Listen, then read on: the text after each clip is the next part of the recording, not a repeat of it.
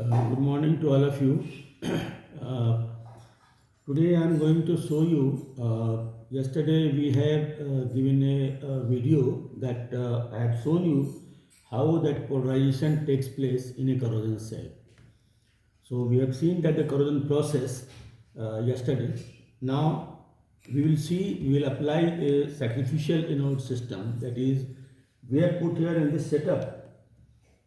We have taken a bare steel surface plate, and we have taken a zinc anode, but this is without say backfill, and it's a bare, so it will have a lesser negative potential because of the environmental effect. But still, I think it should polarize your steel to your protected value. May not 850 millivolt, but your 100 millivolt polarization set will be there. Just to show you how sacrificial anode system work.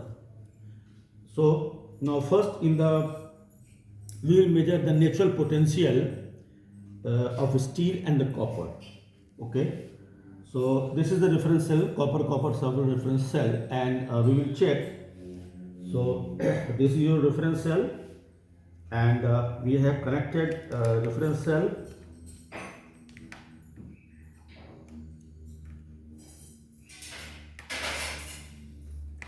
This is the reference cell to the reference cell that is positive. Earth is positive, and negative.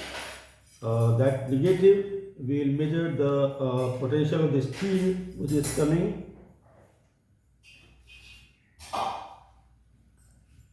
Steel, it is coming 540 millivolt. 550 millivolt, 540 millivolt is the natural potential of the steel. So this is showing positive, means that your steel is negative. That polarity convention is very important. So this is steel is negative, and your earth or the reference cell is positive. Okay, so that you should remember. And what is your say your zinc anode? Okay, so zinc anode we measure with the zinc anode. It's coming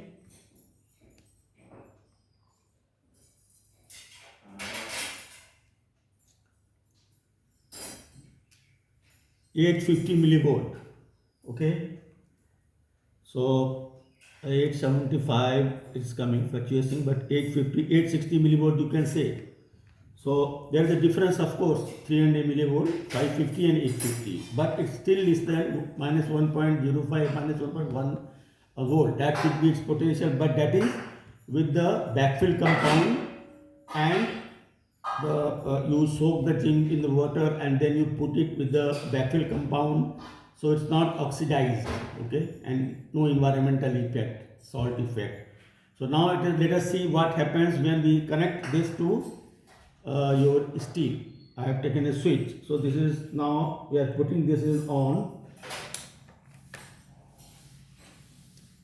and the CP current starts now to flow. I am measuring that in series, and that ammeter is showing 75 macro ampere.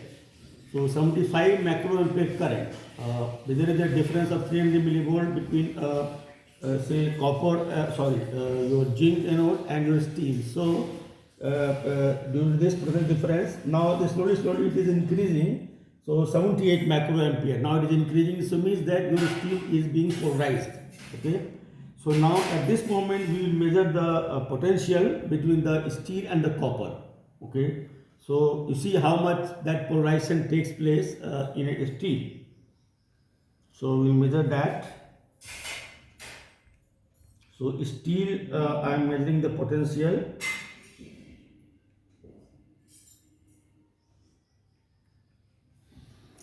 It has now moved to 652. Okay, so 540 to 652. So 110, 112 millivolt. This is the negative shift. Okay, now it's slowly it is increasing because LCP current will increase. So now it is 655. So slowly increasing. The current is also has become 79, 80 macro ampere. We will wait for some time till it gets fully polarized. So 850 millivolt, it will not reach there, but still you are getting more than 100 millivolt potential shift. That is also one of your criteria. Okay. So if you put the proper zinc ribbon, zinc anode in a proper backfill, that not directly contacting your environment or your soil, which are having salt, and it's not getting oxidized, then you will get. So now it's increasing still 660 millivolt. It is happening 540, 120 millivolt shift. And what is your corrosion, your zinc potential?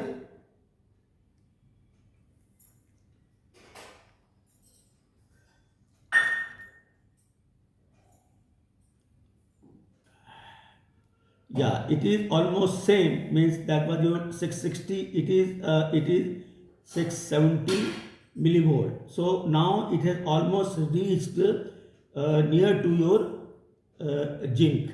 So this is also zinc. You know that potential is decreasing. It is becoming actually from electronegative to electropositive, and that is becoming electronegative.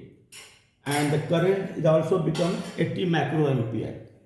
So this is the way actually see you connect that and the current. So current is flowing from, it is showing say 80 microampere positive, means that your current is flowing from steel to zinc. Okay, from your anode to your from cathode to your anode. Okay, so that current action you can check the current also. So if it is not giving any current, means that your zinc anode is not functioning properly.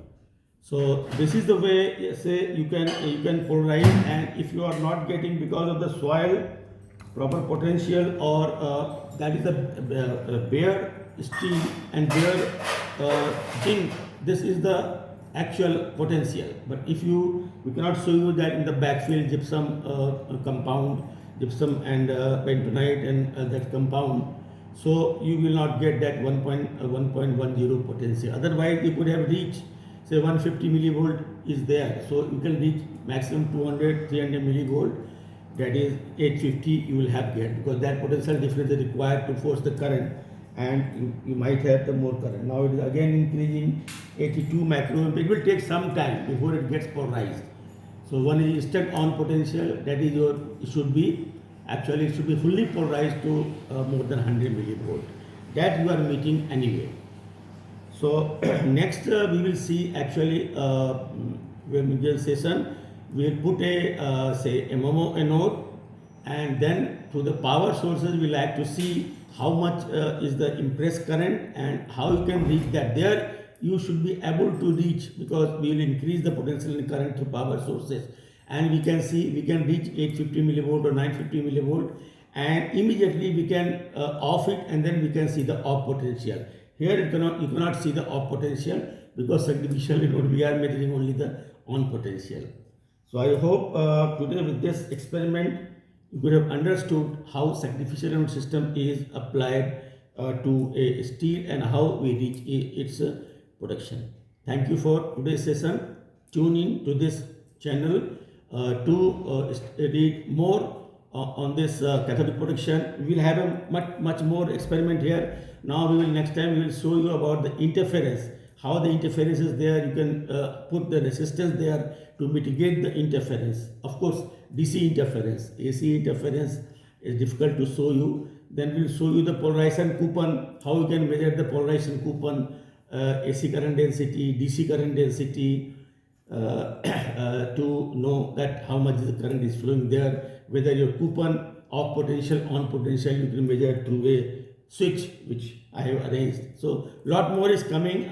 Purpose is that I want to show you actually the how you can in the field you can do that, all these things. Okay, so I think this class will be very useful, purposeful for you. Bye for today. Thank you for seeing my experiment and listening to my this small talk. Thank you.